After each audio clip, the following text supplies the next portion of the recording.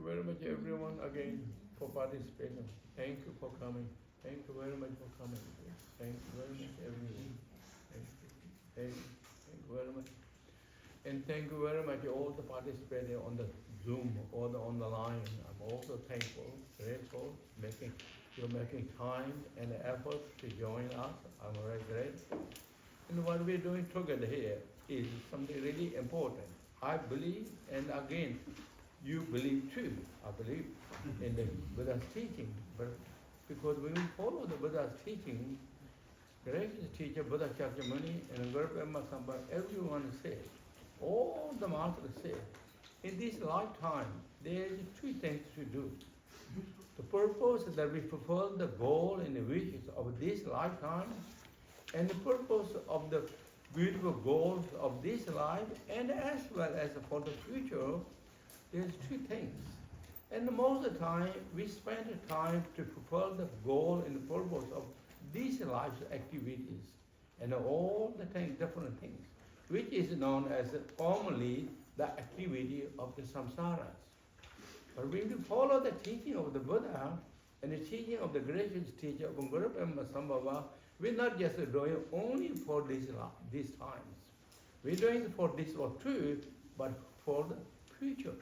And also we're not just doing it only for ourselves, but we're doing this practice and meditating, whatever we're doing, the Buddha's teaching is for thinking about all the sentient beings on a more broad view, more broad and bigger mind, and really vastness mind. We're doing that.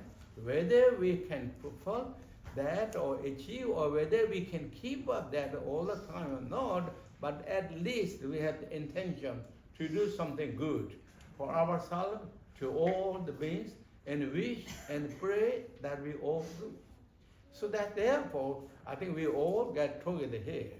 Whether it is the Zoom, whether we are together here, of course the together here is so wonderful, so beautiful, because that makes more kind of inspiring, helping and supporting, and also it is more meritorious activities. You're making more joyful effort to come and to do the practices that spending time toward the Dharma and spending effort for the Dharma to benefit for benefit all beings is known as accumulating the merit. Accumulation merit, what's the merit? I'm sure you heard, I heard, we all heard that in order to reach the enlightenment, in order to purify our negativity and obscuration, we have to accumulate the merit. Merit. So making all the effort and spending time and energy and for the Dharma, it is known as virtues, meritorious activities. When we read his story of the teaching of the Buddha, gracious teacher Buddha Shakyamuni, before he got enlightenment, he spent so much effort, time, and courage, and commitment for the practice, for the Dharma, for the teachings. Really, he spent so much time and accumulated the merit and reach enlightenment, become that. And there's so many great masters also spend a lot of time and effort, the energy, and so many to become the great masters. When you read life stories of that, when Buddhism came to Tibet the first time, so many great masters went really worthy courage and commitment to join the effort and ignored or kind of don't care of the hardship, difficulty journey of that time. That time journeys are not so easy. Even is just close in the kind of like neighborhood countries, but it's according to the teaching. And of course, we know it's all difficult and made such a big effort and get all the teachings and brought back to the teachings to Tibet. Those are the old teachings. So today we are all gathered to do this such a beautiful practice in meditating and reactivating our understanding, knowledge, or reminding of our teachings, the practice you learned. I think it's really wonderful. I'm so thankful. I'm so grateful. Okay. Thank you everyone again. Thank you. Thank you everyone. And then again, of course, we all know, and I mentioned so many times, you know, Dharma is completely based upon the mind. not too much external things. So mind, in order to also receive the Dharma teaching, and also to contemplate the teaching, to practice the Dharma, we have to correct our mind, our own mind. Mind is the engine, mind is the foundation, mind is everything. For that reason, again, we strengthen our beautiful motivation. Motivation of the joy and appreciations, motivation of the vastness, motivation of the Mahayana teachings, and the skillful means of motivation of the Vajrayana teachings. Those are, again, I will talk a little bit, of course, many of you already know, but few of you don't know exactly. And what means? First is motivation of joy, bring more joy, more appreciation. In this lifetime, we have maybe some difficulties, troubles, but after all, if you count the percentage, we have really a lot of reason to celebrate joy and appreciation many ways. In the worldly level, in the spiritual level, we have a lot of good. Highlight the joy. That is medicine. That is healing power. Bring more joy, more appreciation, more grateful. Those are known as foundation for Dharma, too. Really. And also in the samsara, it is so good to have more joy, more appreciation, more gratefulness, more contentment. All those are known as the luxurious, richness. When we don't have the joy and the appreciation, contentment, what we have, can be poor. But when we have joy and appreciation, being grateful, more contentment, we are rich. Those are known as the rich wealth of the Dharma, spiritual. It's naturally. We're not making up the joy and appreciation.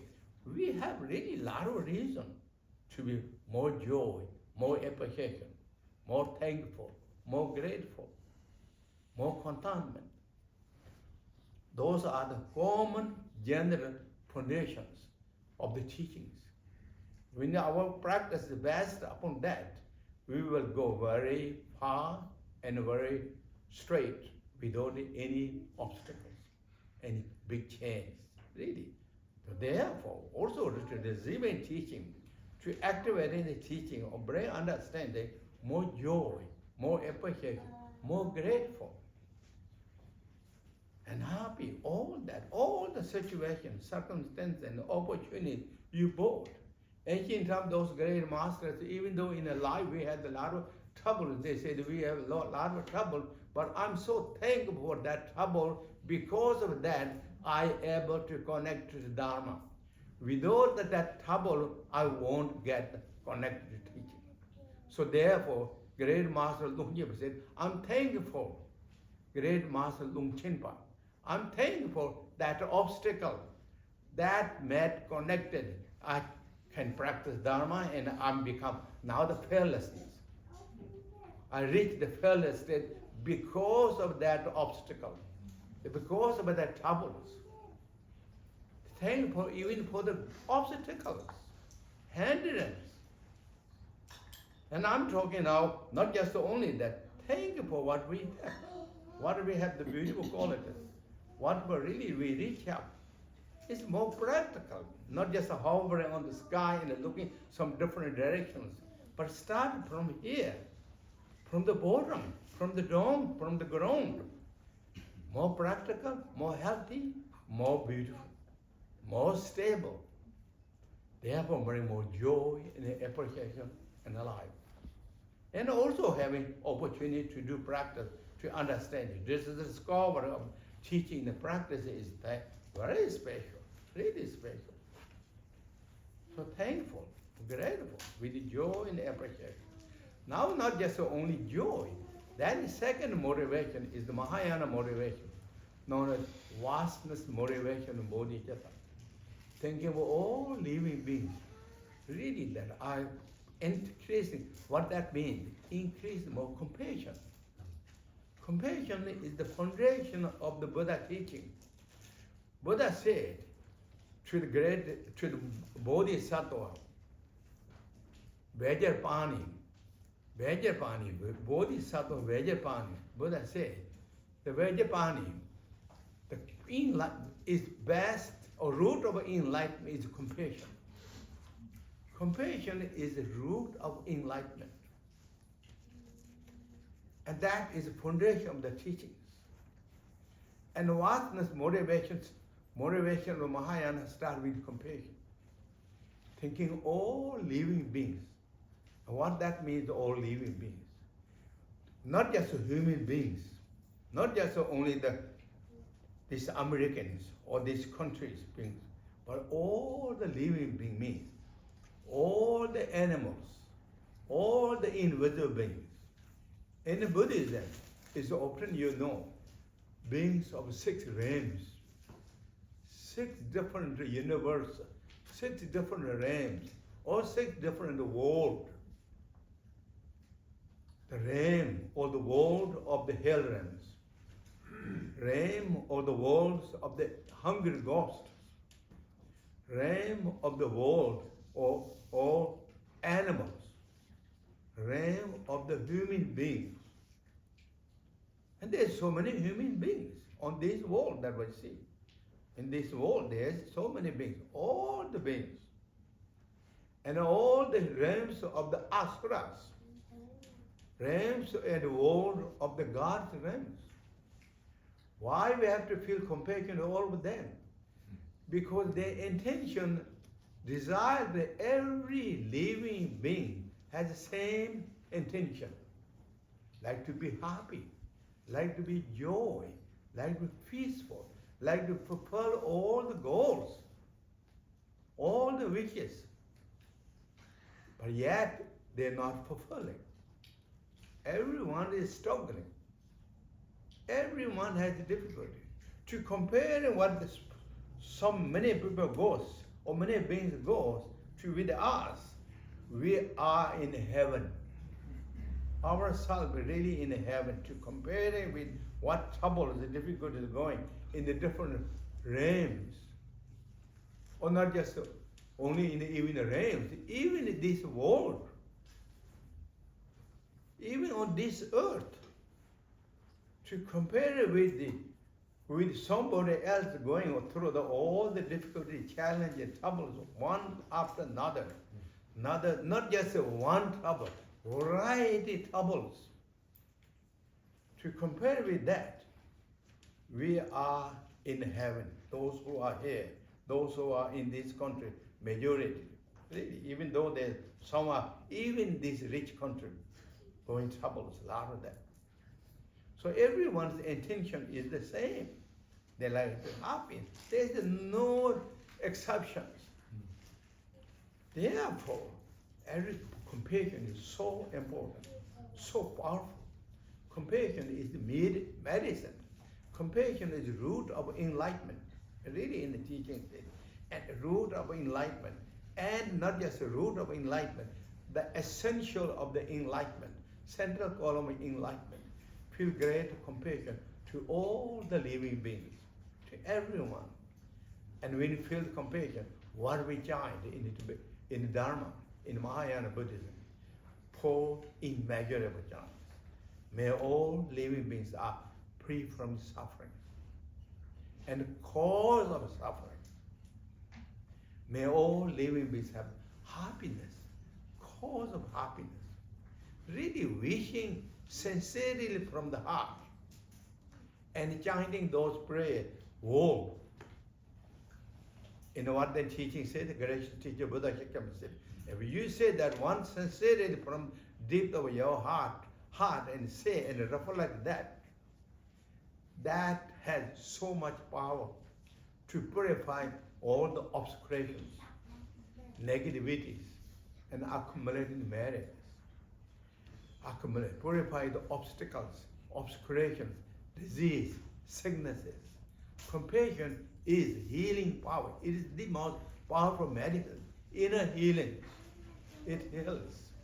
It heals our sicknesses, our obscurations. Also it helps with others. All beings. So therefore, this compassion is really vastness compassion. Why is it called the vastness? Feel compassion to all living beings. Everyone, without any discrimination, without any partialities. and wishing ever. That is called wishes of the Bodhisattva. That is called the compassion of Bodhisattva. We all have the compassion, actually. Everyone. Without the compassion and loving kindness or love, no one can survive. Whether you are human beings, whether you are animals. But everyone's compassion and love is limited. But Bodhisattva of love, Mahayana love and compassion is vastness. So no boundaries, no limitations, no discriminations. It's a pervasive light to shine everywhere, to every place. Really wish sincerely from the heart. That is foundation and practice of Dharma, receiving the Dharma. In the teaching it said, when you have that compassion, that attitude, that teaching and the practices goes deep to the heart and rooted, not become shaky and start with something kind of excitement and that, and then fading away. Many times that happened. It's faded away. Why? Because we didn't activate our compassion and loving kindness, joy and appreciation.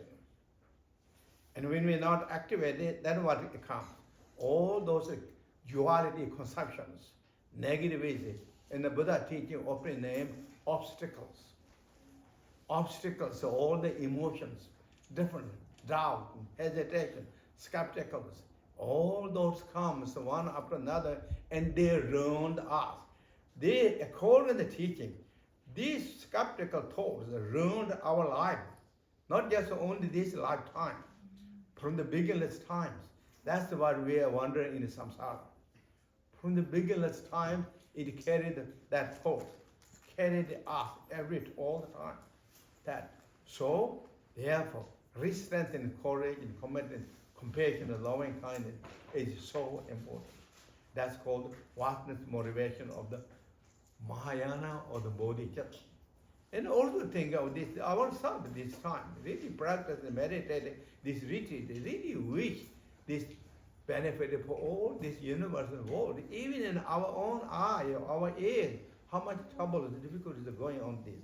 Natural disasters, man-made troubles, one after another, all that. Really, this our retreat, our practice, this whole 1 week made that become the big support, big antidote to ease, to remove all the obstacles, all these natural disasters, and bring more balance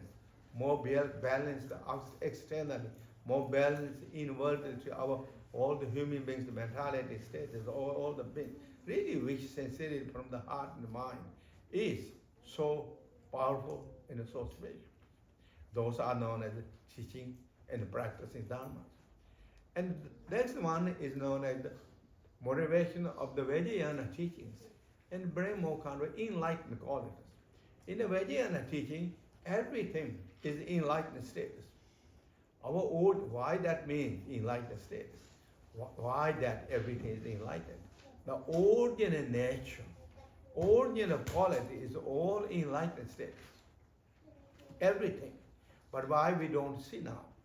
Because due to our duality, our negativities, our obscuration is completely blocked.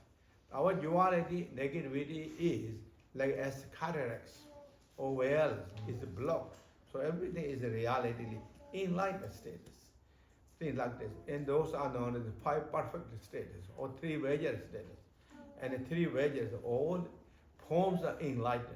All the sounds are enlightened. And all the mind and the space are enlightened. Everything is enlightened. And that is the terminology used, Vajra. Vajra means, Sanskrit word is translated into English, maybe diamonds. So they're unshakable, unchangeable. The enlightened nature quality, the enlightened state, everything is divine and beautiful state. Kind of having those attitudes, everything is in that beautiful state. Have that thought or at least activated that is known as the purity, motivation of the Vajrayana teachings. And then next, so with those thoughts, and we go with now with this text that many of you have this, and we go here now. Now here, and this is then who taught this teaching?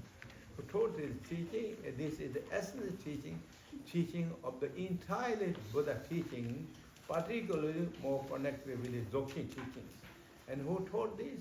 And the very famous master, and many of you met and heard, and known as His Holiness Dudjom Rinpoche, or many times we call Dudjom Rinpoche, who came in the 20th century, and he was one of the great enlightened masters in the 20th century.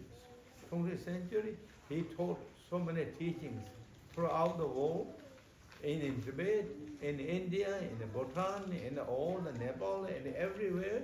And he was a renowned, great enlightened master, and his teachings are now published. All that is over 25 books, all teachings. So he's one of the great really masters, living master, also Tetum, and also known as regent of the Ngurpa Pema Sambhava. He is regent of the Ngurpa Pema Sambhava, or who he is.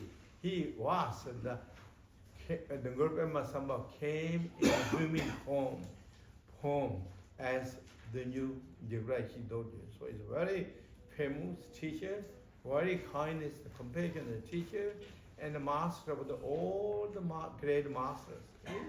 But yet he is so simple, so humble, so appealing, so peaceful. And this great master taught so many great teachings, and this is one of those very essence teaching, particularly more direct to do practices, to meditate, to kind of bring all the teachings of the Buddha, to condense it and practice that. So that is what he wrote. And then many of you, of course, you know this his life story, or there's so many still great masters, so many his disciples are, and all here in teaching so many places. So that's it. And now this is the translation. This title will go. This teaching kind of in the Tibet, they always talk like this, right? Or the Tibetan great masters, those teachings, when they give the teaching, they always talk this way. So I try to follow all of this kind of in the footsteps. So this whole teaching is divided into 3 groups. The first, second, and third. First is the title of this book. Second is the principal body of this teaching. And the third is then colophon of those teachings. So those are 3. So now we go to the title of this teaching. Title of this teaching is what is here. Here in English translated, Essential Heart Instruction of the Dzogchen, View, Meditation and Conduct. So that is the title of this teaching. Title is just generally, often in the teaching, often said that teaching, the title is the condensed meaning of the entire this teaching too. So title is not just a title, but it has really is the essence and of this whole this booklet. So this is the title. And now this first is we go to the essential heart instructions. Essential heart instructions.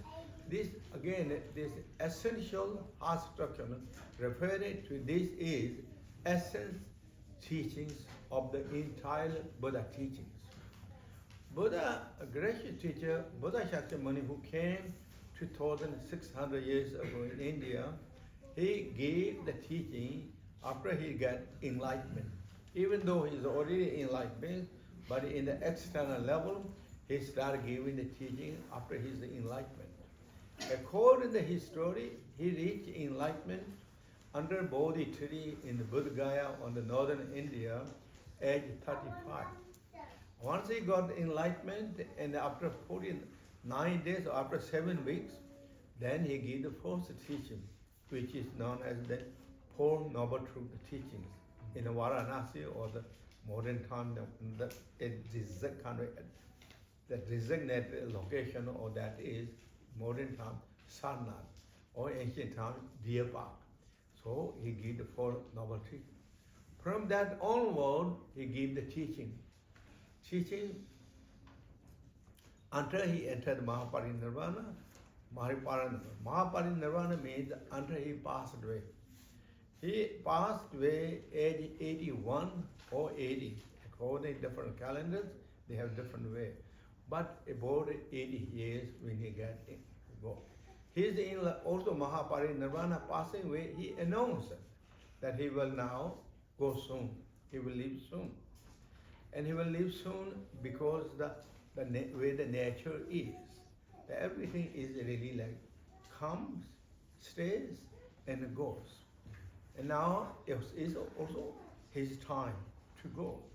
And you shouldn't, students should not be, or the followers should not be upset. Right? He said, this is the part of the nature, the discipline. We should all accept that. We all are in that same stage. So I will go to enter the Mahaparinirvana right places where I like to go. And he walked, announced that he walked with the students with the bare feet, together with the group, and when he reached to the Sharasta, not sorry, Sharasta, the Kushinara, there is a famous place known as in India that is also pilgrimage spot. And when he reached the Kushinara, and then he was told to Anand, which is who's the attendant of the Buddha Shakyamuni for many years, also his cousin too. He told Ananda, now this is the places, now I'm going to enter the Mahaparinirvana, and also I'm not going to walk now, not too far. This is the place. And there is two trees called the Salak trees. Many times they say there is thick trees, but there is in Sanskrit called Salak trees. Between two trees, he said, Ananda, please put it my robes, put it 4 times, put on the ground. So Ananda followed exactly same instruction, and then Buddha sat down there, and he entered Mahaparinirvana there. But that's just I'm talking that. But however, he gave the teachings for over 45 years. All those teachings are based on the 3 different levels of teachings. Those are known as the foundation teachings, Mahayana teachings, or that in the Vajrayana teachings. All those teachings gives. So this is the essential of all the teachings. Teachings how to do practice. Put that practice to both simple ways. Not kind of going all the different academic, all the different teaching, but to put into the practice simple ways. So that is what is essential. Instructions, essence, and heart instructions. Because this practice again is the essential heart practice, as I said the Buddha's teaching give those all different levels, different teachings. And the Vajrayana teaching, that teaching is also divided as like 2 different groups. And those are known as the outer tantric teachings, inner tantric teachings. So 2 different levels of teachings. Among that 2 groups of teachings, and the inner tantra is divided Maha Yoga, Anu Yoga, and Ati Yogas. And of course, many of you know that those teachings. But Mahayoga explaining this, because this is now Tantra teachings, the esoteric teaching. And Mahayoga explaining that all these universes, principally, all these universe elements all are enlightened. Everything is enlightened, as I said earlier, all enlightened. So that means all the forms are enlightened. And how many forms there? And we divided the forms, 5 different forms. Maybe we put letter AC. Maybe put letter AC. AC, if anybody likes, yeah. Yeah, now outside. For me, it's okay, I think. So the Mahayoga is Sanskrit word means great observing meditation.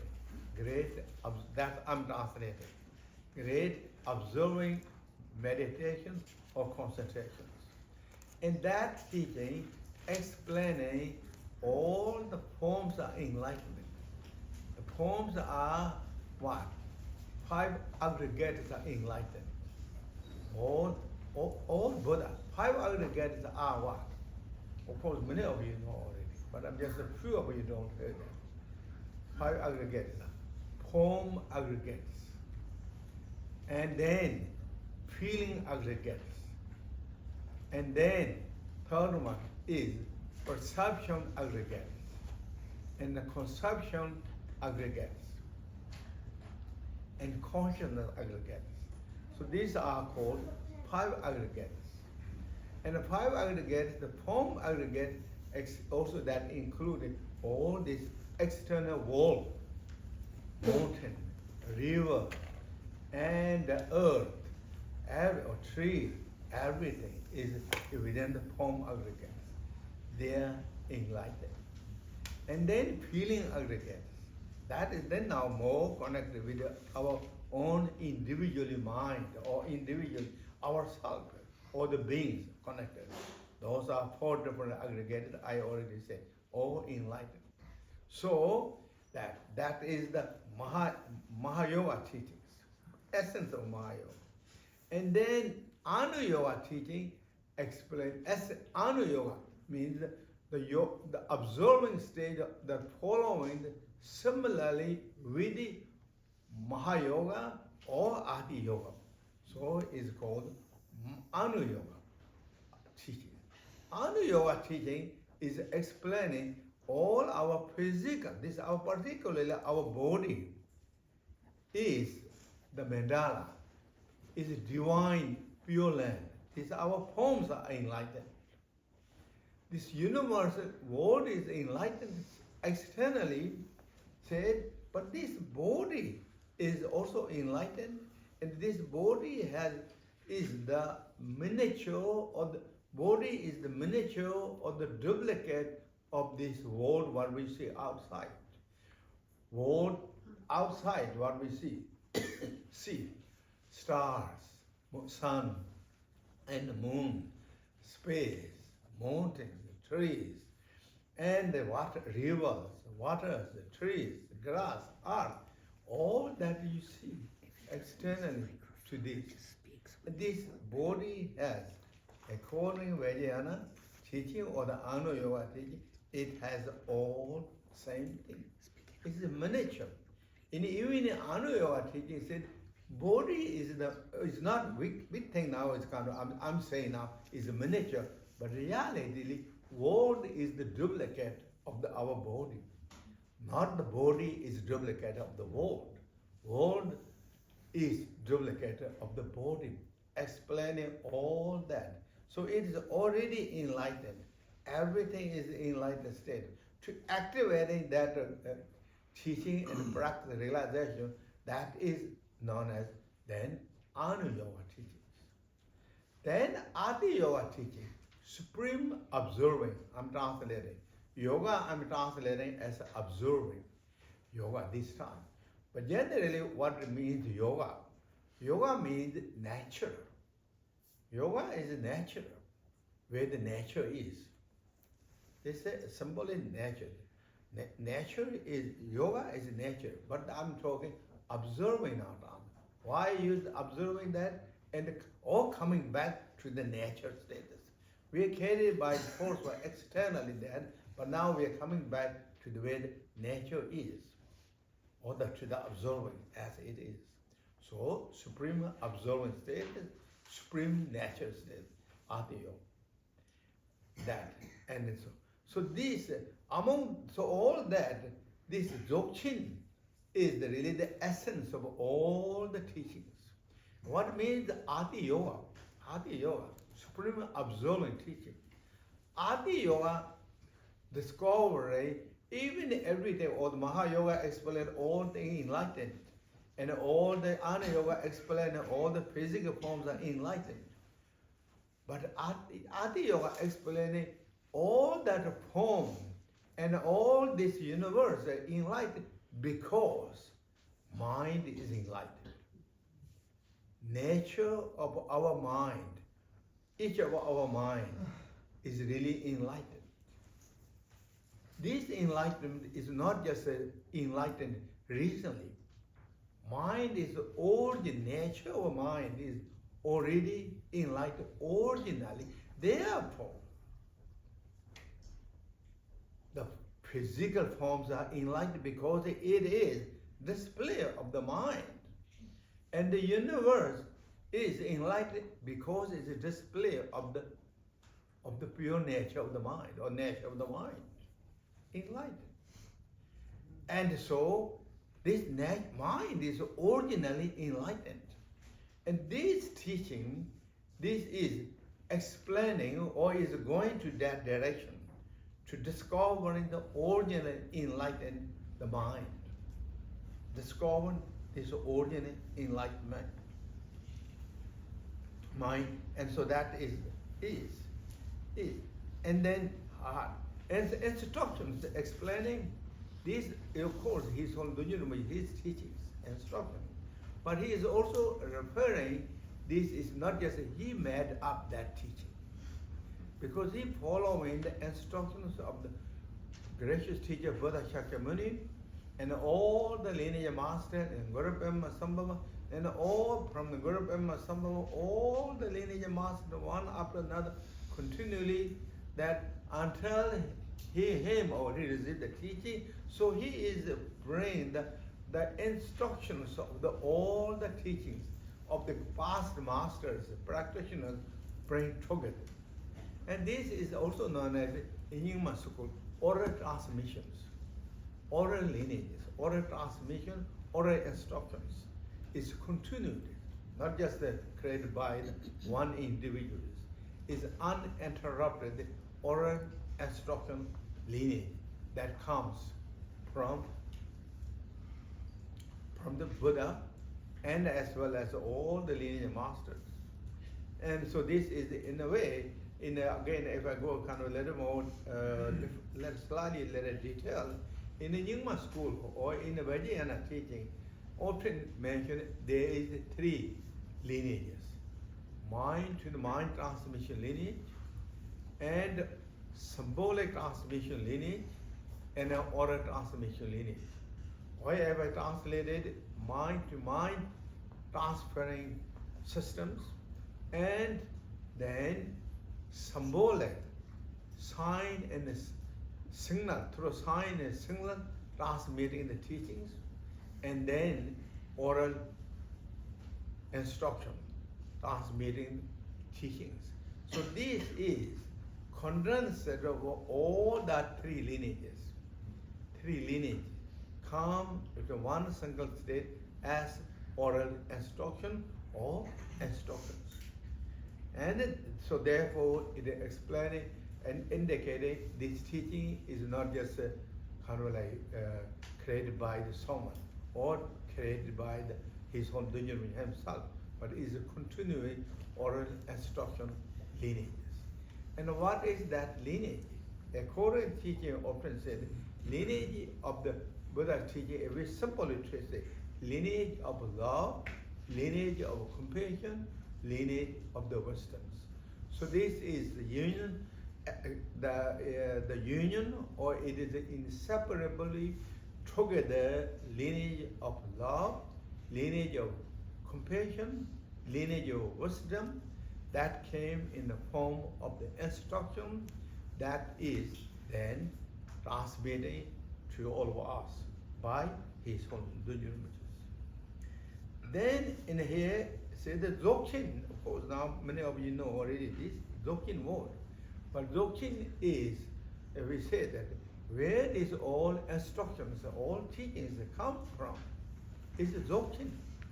Dzogchen is a Tibetan word which means great completions. And the great completion, where that referring again, It's the same thing to our own nature of the mind, our own awareness. Your awareness, my awareness, that is every say. What is really Dzogchen? Dzogchen is our awareness. Your awareness, my awareness. Awareness. Or my nature of the mind, your nature of the mind is Dzogchen. What Dzogchen means in Tibet, Tibetan word, what that means? Great completions or great source. Great source, great completions. Completions. And then it goes, if we go later, more in the teaching often say that the foundation Dzogchen and the path Dzogchen and the achievement Dzogchen for great, result Dzogchen. Those are the teaching mentioned. So three.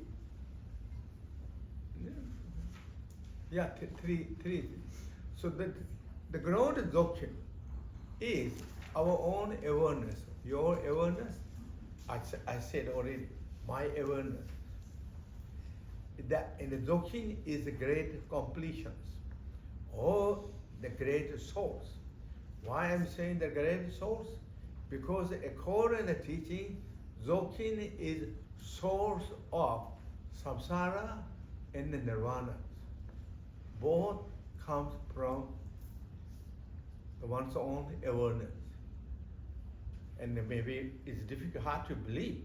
Mind is the source of samsara. Mind is the source of nirvana. Our own awareness, our own nature of the mind. Nature of the mind. Your mind. So that means my nature of the mind, or my mind, is the source of my samsara and source of my nirvana. Nirvana. So it is coming from that. And also, where is samsara and nirvana? Is in the nature of the mind. If it comes, if it says all the samsara and all the nirvana, one way it's included within the mind, within the nature of the mind. And so everything really is included within the mind. Everything.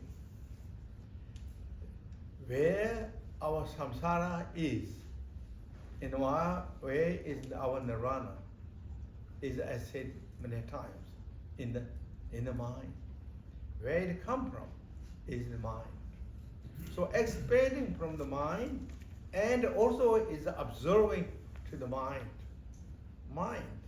And the mind encompasses everything. In the teaching, according to Buddha's teaching, great teachers, Buddha's teaching, how mind is big.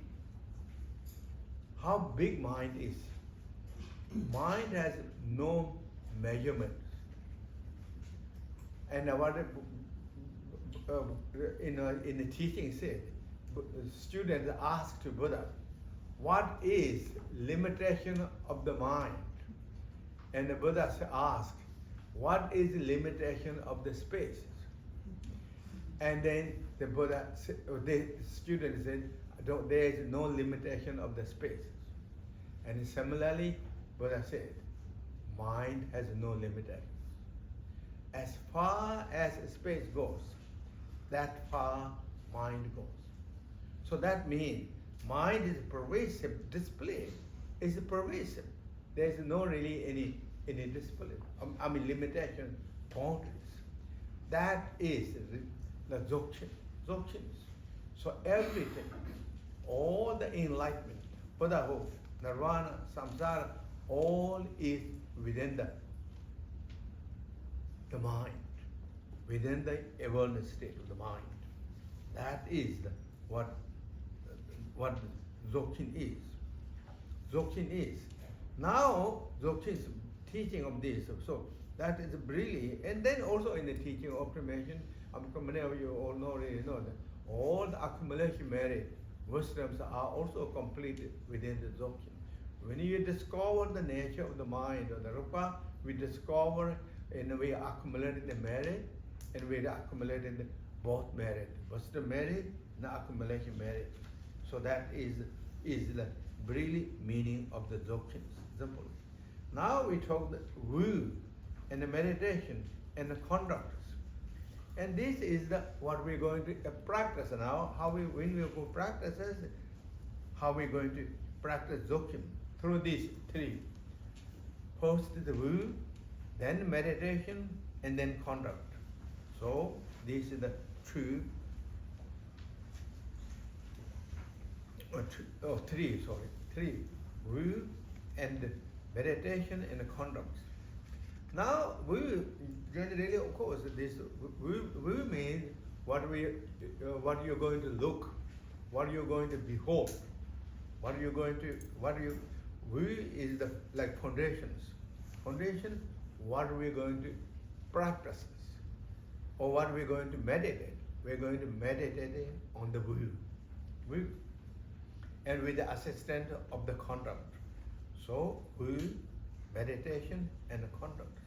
So now the Wu, when we're talking Wu. If I have explained the Wu, what if you use this terminology, Wu is also like philosophies.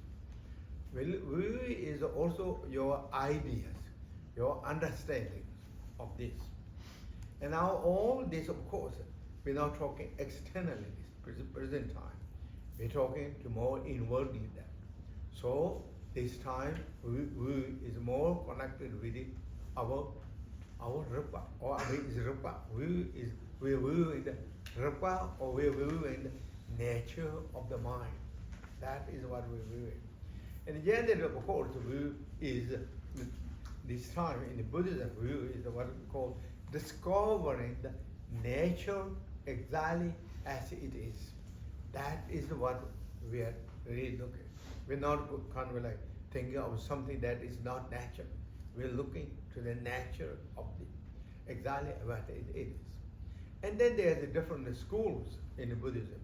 And those are different schools. For example, in the foundation Buddhist school, explaining of the Wu is the egolessness status. That means their meditation is more egolessness state to discovering the egoness. Because the ego or the I is nominated by the mind, but reality there is no really independently existing I or the ego. So discovering that through the logic and this looking, observing where is ego or I, if it is existing, looking to our body. And when they did not find, then meditating on the egolessness status. And then in the Mahayana teaching, then the meditating of the great emptiness. And that is also natural. There is no, the egos of the individual, there is no ego, same as the foundation schools of Buddhism, but same time, also all the phenomena existing, there is no solid existing things. Solid existing. Everything is translucent, is emptiness. So everything as a emptiness and free from any aspects. Totally great emptiness status. And meditating on that status. Those are known as Wu. Now the Dzogchen teaching is going to the bull's eye, or the nature of the exactly to the source of that. Not going to the externally, but going to the mind. And where is mind? Mind. And there is, again, even though we have the mind, our mind, but when you look at the mind, there's nothing in it existing that we can find. And therefore it's called emptiness mind. There is really nothing in solid existing. So that finding of the no mind is the Wu of the Dzogchen. And of course there's more explaining later, explaining that. But when we look to our own mind, when we didn't find any solid existing, anything, then we discover the nature of the mind, or as it is. So that is the view, that is the discovering of us. And when we discover that, then meditation means continually maintaining, keeping that with it. Then of course, with the instructions, you're keeping that meditation. So that means what we're meditating, we're maintaining the view. What we behold, what we discovered, you're maintaining that. Why we need maintaining that? Because if we don't maintain that view, then we completely interrupted by the dualities, interrupted by the emotions. And these emotions are, what are those? It's a display of the mind. So emotions are also, if you think carefully, fully, there's no existing emotions. Present time, most of us, we grasping, clinging on the emotion. Then emotion become very powerful, very strong, and very disturbing. But if you look and discover the emotions, the nature of the emotions, and let as it is, or let it be as it is, then emotions are not going to disturb. Emotion is the display. So therefore, maintaining is important. Maintaining is meditation. Meditation means the keeping up the what you viewed.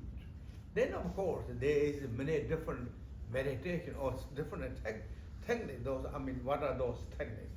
If we say two meditation, shamatha meditation, and the vipassana meditation.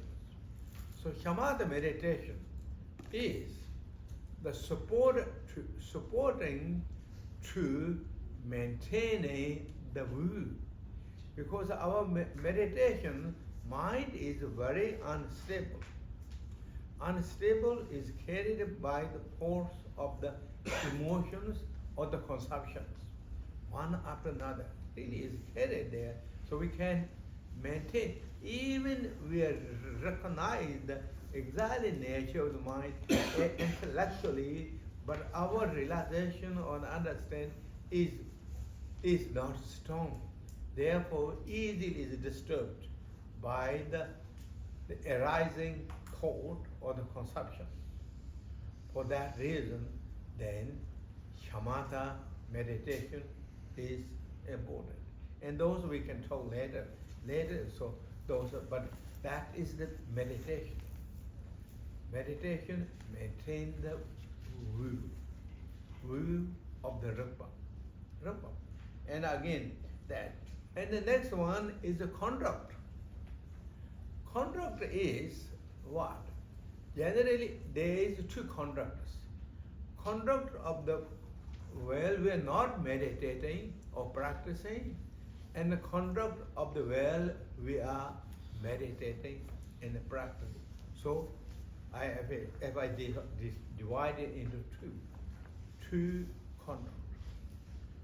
During the meditation or the practices, during the post-meditation or the non-practicing meditation. During the meditation, conduct is remembering the instructions, applying the instructions of these, such as the lineage instructions. That I said, the lineage instructions come from Buddha to all the way to Guru Pema Sambhava, and then Guru Pema Sambhava and all the masters to his Holiness Dudjom Rinpoche. So that instruction is uninterrupted lineage, uninterrupted instruction of the wisdom and the compassion and loving kindness. And love and compassion and wisdom combined together, it is special nugget instruction we should apply during the meditation, and that instruction, not forget that. Forget that is during the meditation conduct, and always remember that. And the beginning of the meditation, during the meditation, and after the meditation, remember those constructs. Also in the teaching mentioned, when you remember the instructions during the meditation, you just do as you need it. You don't have to remember. Once you are once you are on the kind of on the beautiful stages of the smooth and meditation stages, then you don't have to apply the instruction of that. You already remember. Those remembrance in called distant memories. Kind of distantly watching by the memory. Mindfulness is watching your meditation, not instantly kind of like applying those again and again that. And then if we apply too many instructions, then it becomes kind of the disturbances then. So therefore, kind of distantly mindfulness, watching our meditation, but continue to keep the smoothness and calmness and continuation on the one we away in that stages. Those remember, and that is also story that in Buddha Shakyamuni's time, there is a very famous arhata known as Dorje Seva Nisho, and he's become very great arhata. And he received instruction. He was very wealthy family or wealthy son, the very wealthy son, and then he became the Buddha student, and he's practicing. And he's practicing, meditating that, and then he came to the Buddha, and he told, how's your meditation? And he said, my meditation is not coming so good. So then Buddha said, why is not coming not good? And he mentioned what he experienced, what he's going through. And Buddha said, what are you expert? Well, you are in a house. When you're in a house, what are you expert? What do you do? He said, I'm very expert of the playing the guitar or the mandolins. So then Buddha asked, that mandolin sound or the guitar sound or guitar, how it comes? By the too much string is too tight, or string is too loose. And he said, no, none of those will come. That the mandolin, the string need to be perfect kind of like strength, not too tight, not too loose. And so that's what this student, they applied to Buddha. And Buddha said, meditation should do exactly that. You should do meditation not too tight, not too loose. And too tight and kind of applying all the instructions too forcefully, no. And also not remember the instruction, also not. So moderate kind of, but a gentle, peaceful way instruction apply, and then that's what the Buddha mentioned, and then he did that way, and he reached the Arhata hopes. So therefore, this the conduct is during the meditation, again, remember the instruction, but also not constantly applying, but maintain the calmness, smoothness of the meditations. And then the post-meditation, or the while you conduct of the while you are not meditating, is called, there is 3 conducts. Those are known as the word great master or great teacher, great master. Guru Pema said in his teaching. External conduct, inward conduct, secret conduct. Those are 3 conducts. External, that is Guru Pema Sambhati. External conduct is the physical conduct. Physical conduct, external conduct is then followed according the foundation teaching of the Buddha. Buddha's teaching. That way, Pundarika teaching with the Buddha's conduct is completely based upon the mindfulness and alertness and consciousness. What that conduct is, conduct of the body, conduct of speech. So, gird our conduct, activating with the mind, activity of the body, activity of speech, gird with mindfulness, alertness, and consciousness. Always thought, always remember. And even in Dzogchen teaching, said conduct should be timid, T-I-M-I-D. Conduct should be timid, and conduct should be thoughtful and mindfulness, the physical conduct. And that means your all conduct will become very beautiful, calm, peaceful, soothing, calming, thoughtful, appealing, and not too much reactions, too much kind of bumpy. So the outer conduct is like foundation teachings of the Buddha. Inner conduct, as great Master Guru Pema said, follow the sutras. So that means inner conduct, follow the Mahayana. What that means? Mahayana is conduct, inner conduct is conduct of the mind. Conduct of mind follow the Mahayana, the bodhicitta, more compassion, more loving kindness, more respect, more appreciation, more thankful.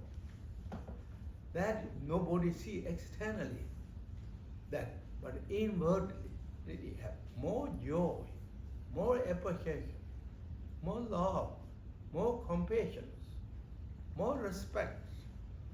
And then that will also reflect into the physically, verbally become more gentle, peaceful too. But inwardly, mental conduct is the bodhicitta conduct, or secret in inner conduct. The secret conduct is Vajrayana conduct. Vajrayana conduct is fearlessness, not to doubt, not hesitating, and not to narrow mind. The old, what's called vastness motivation, the vastness or the fearless motivations. Seeing everything as an enlightened status. This is not just a making up that. All the forms are enlightened. All the sounds are enlightened. Sounds. All the space of mind is enlightened. And embracing that nature by the then instructions of the teachings we receive, such as known as visualizations, complete stage practices. And that complete stage, visualization stage is not two different directions. They're union of the two stages. Creation stage, visualization stage. Union of them, seeing everything, bring more purity, more divine qualities in the heart and mind, not let carried and deluded or erased by the duality mind. Vajrayana is the practice of the breaking dualities. So inwardly or secretly have that fearlessness status. Even if you have the highest realizations of the Vajrayana teaching, everything is a divine status, everything is a purity status, and externally follow exactly same as foundation teachings. With thoughtful, with mindfulness, with cautiousness and alertness, with timidness. And follow all those such as in this life such as great masters. Masters we saw, he's on the Dudjom Rinpoche, he's on the Dudjom Rinpoche, he's on the Dalai Lama now we see. They are really high, according to Tibetans, they are highest realization. But yet, They are humble and simple and follow the exactly external guidelines of the Buddhas as foundation teachings. And then inwardly, secretly, inward conduct, Bodhicitta, Mahayana conduct, love and compassion. That we say simply is Bodhicitta. Now, even you have the highest, even you have highest realizations, everything is divine mandala, everything you see as a Buddha, and everything is enlightened, everything, but your love and compassion completely saturated and fill the heart with love and compassion every can. That is our goal. Actually, when you go teaching, when you got the highest, as much as you got the realization of the true nature, discover the rupa, nature of the mind, that much the love, that much compassion, that much wisdom is really growing. In the Buddha teaching, those who are highly enlightened beings, their love and compassion comes as their realization highest. Right? There is no one has the highest realization and no love, no compassion. That never happened. If they that not happened, then their realization is questionable, not right. Really. Therefore, love and as it's in the teaching said, as much as you got the realization of the emptiness or realization of the true nature of the mind, that much love and compassion comes just so strong. That's why all those great masters, so compassionate, so kind, so really so like just humble and simple. Those are in teaching said.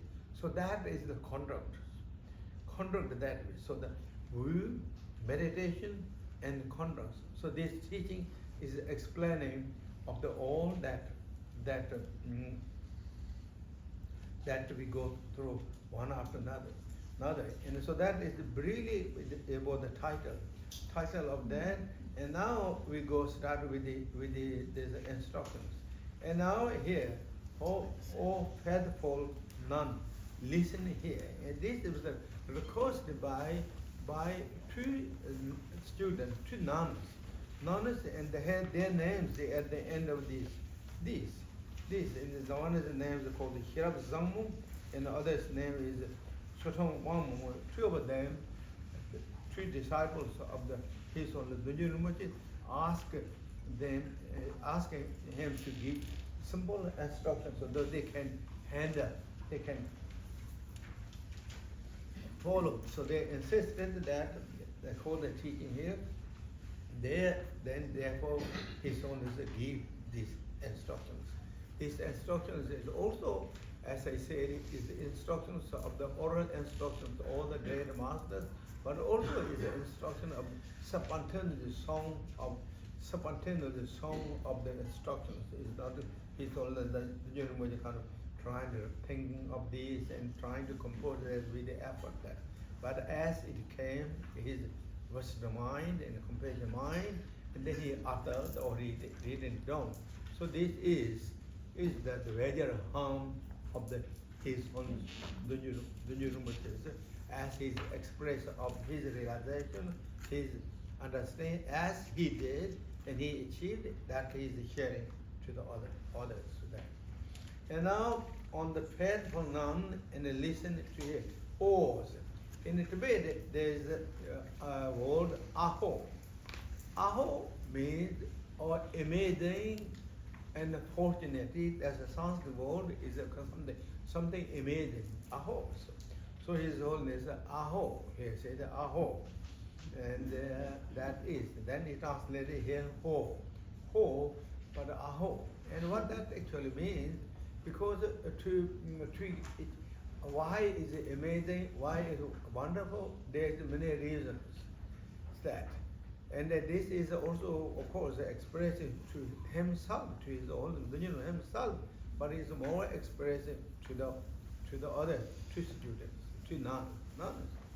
and how amazing. That means how amazing you are. You have the fortunate of beautiful human beings. You are born as a beautiful human beings, and not just a human beings, but you are determined to do practices, meditate. So external vessel of the physical form is awesome or beautiful, and the inner attitude of your thought is that willing to practice or practicing is amazing. So external is amazing, inwardly is amazing. That is. And that also indicated to all of us too. His Holiness is saying how awesome we all, you are and me too, we all. If we use this amazing situation, we will get even more amazing, more beautiful things. How amazing, thankful, more grateful, more happy. This is to be kind of as born as human beings. While we are born as human beings, we have the interesting or the motivation to do something better for ourselves, to the other beings. This is even more amazing. That means without. And also same time, have strong courage and commitment in heart and mind that I'm going to continue to meditate. I'm not let it go and fall apart or drop the way. I'm going to continue to keep this really strongly until I reach enlightenment, until I become Buddhahood, until every living beings reach enlightenment. As the great master Shantideva, and also well as in also Buddha teaching said that as long as space existed, as long as sentient beings existed, that long may I existing or may I be and help to everyone. May that become. Those are the praise of the Bodhisattvas. This is not just making up, just saying that word short time, but that is their determinations, their courage, their commitment. That is not just a few years show, or 3 years show, 4 years show, or that. Until I reach enlightenment, until every living being, may I be continually service of everyone. Really say those. You read this great guide, Bodhisattva, guide to the way and the life of the Bodhisattvas. Teaching said, this is the Bodhisattvas, and that's what called our Lokiteshvara. Even according to teaching, he is totally enlightened being, or he or she is totally enlightened being, but yet he is acting as Bodhisattvas, helping to all the sentient beings. Never I is blinking or lost it, or what's called never blink or never stop the compassion, eye of compassion to even short moments or 1 second to looking for all the beings. Therefore called in the Tibet, the Jene says, all the time watching, looking by compassions. So therefore this is amazing. That is we are starting now. We are beginning. We are beginning that beautiful journey of this great Bodhisattvas. Great, and the Bodhisattva journey is called the journey from the joy to the joy, from the light to the light. Maybe we've been from different times, from the dark to dark, or dark to light, the dark to the night, kind of rotating in different ways. But now we're going to, our journey will be from light to light and to light. Brighter, and not just the bright ourselves, but going to benefit for all beings. Those are therefore, they said, aho, amazing situation, all of us. And then he said, Padmanam, listen, hears. Pad is, of course you all know, in Tibet, Deva. And Deva, not Pad is so important. In what great master Nagarjuna said, why you're practicing? Because of the Pad. Why you're practicing? Because because of your head. Why you behold the nature of the truth? Because of wisdom. Because of wisdom. Why you are practicing Dharma? Because of your pain. Why you seeing the nature of the mind? Because of wisdom. Wisdom. Which is more important? Again, it's Nagarjuna's word. Which is more important? Wisdom is important, he said. But among these two, the first is path is important, then the wisdom. Because the path will connect us to the Dharma. Path. That's what he started. Because of why you practice it, because of your faith. Because of why you see the nature of the mind, because of your wisdom. These both are important, but among that, which is, wisdom is more important. But before the wisdom, faith is more important. Faith is important. So, therefore, faith is so important. Other than that, faith is also translated into English. Devotions. Devotion is so important. In Buddhism, there is 3 different devotions, or that's how Buddha liked it. Beginning devotions, and the desirable devotions, or unshakable devotions. Unshakable devotions. Or the devotion can be translated, or you can use it as paid. And the beginning is in a teaching mentioned that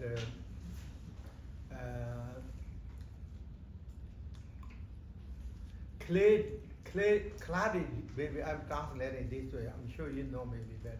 But clarity devotion is the first. Second is desirable devotion or the faith. Sorry. Third is then unshakable devotions or the faith. What are those? What that means actually? Desirable devotion or for a clarity devotion.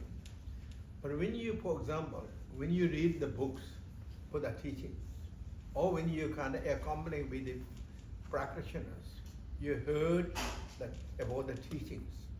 You heard they saying about the teachings. Kind of is this kind of is appealing, is a little soothing to me. Kind of you feel that, and then you read the books. Oh, this is really kind of interesting. I like this. I like to like this kind of interesting. So you like to explore more because of that. Whether you got the information from your friends or from the books, that's called clarity devotion or the faith. So it's a big. Second, because of that, now you like to explore more. Explore more. You like to more engaging on that. It's called desiring. Desire. You like to kind of desire. Now I like to follow with that. Like to do that. See more. Explore more. So that's called clarity. That the clarity devotion is now become desirable. Desirable devotion becomes stronger. Stronger now. You like to explore and you like to more engage. Now you read more, desirable, read and starting, heard many times. Now really is appealing to me. That's really good. It really rings. I trust it. I like that very much. When you get, then it's called unshakable devotion or desire. Unshakable faith. Then it becomes so strong. Then you see, even if someone says it's not true, this and that, you're never going to give up. You saw the reason. That means in the Buddha's teaching, first starting, second contemplating. You started and you read, it makes sense. Now you contemplate it. Contemplate what the teaching said, what you taught, now is merging. Your knowledge and the teaching are connecting. It's called contemplations. You are discovered. becomes strong. Then, after that, then you can get it. Then unshakable devotions. So those are that. This, so those are therefore one who had these all qualities, and therefore this is the listen nuns, but faithful nuns, and the nun is in Tibet is called the Tsuma, and the nun, and of course we all know nun means Tsuma, but Tsuma means their kind of mind, body, speech, mind are very much really connected to the virtues. Kind of they become the body, speech, mind become the inseparable from the virtues. The body activity is virtues, speech activity is virtues, and mind activity is virtues. They become kind of together. That is called Tsuma in Tibet. For the female is Tsuma, for the male is called Tsumba. Tsumba and Tsuma, this is name of the practitioners. So even though maybe they're not completely inseparable from the virtues of body, speech, mind, but at least they're lined up that is a goal. So that is Tsuma. And then here Chosun. So I just go after what the listen. Listen is then, of course, you all know listen. Listen means, sorry, you all know, listen. But in Buddhism, the Buddha's teaching is called when you listen. He said there's a way you to listen. He said listen carefully and listen. Don't forget what you listen. And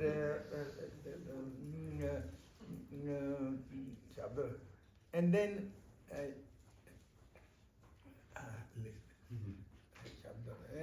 listen.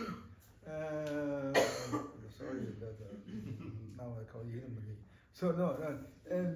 This is the example used in the teaching. Often said, when you are in the teaching, or when you're kind of group, when you don't pay attentive, then it's kind of like you're not really paying any attention. It looks like boat is upside down. So there's no way that go is just upside down, not attentive.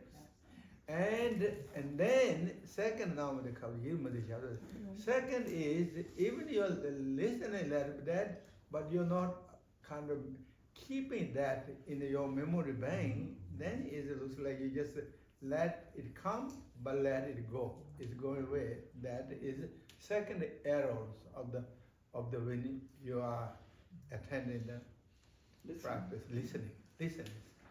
And the third one is then even you listen, even your kind of is a holding, but then that all that teaching what you received mixed with the different emotions, kind of skeptical, doubt and hesitations, and then kind of judging the teaching, this and that, all that, then different emotions, then it's kind of you mix the teaching with the different like portions, all the different things, then it's not good. So therefore, those without having that and listen, then what the gracious teacher Buddha Shakyamuni said in the teaching is listen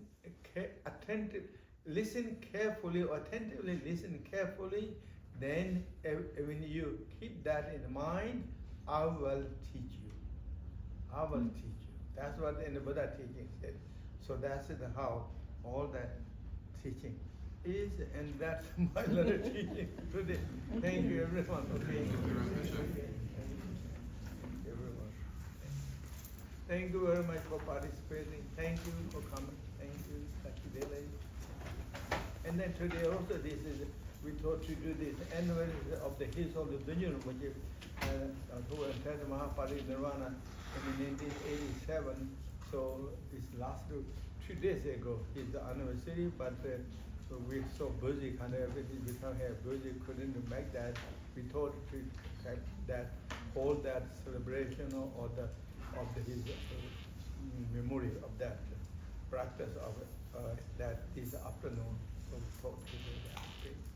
Thank you. And then tomorrow after going to offer the empowerment, then of course I'm teaching online, and which is I don't know exactly really how I'm qualified all that, but still I'm doing that. But the empowerment, I just feel kind of hesitating doing that on the online. So we're not doing the online. We're going to do that here, kind of as we used to do ancient time or many years ago. That's what we're going to do. And then day after tomorrow we will resume, continue from this. And thank you very much, everyone participating. Thank you. Thank you. Thank you. Okay, now we do short meditation and then dedicate the marriage.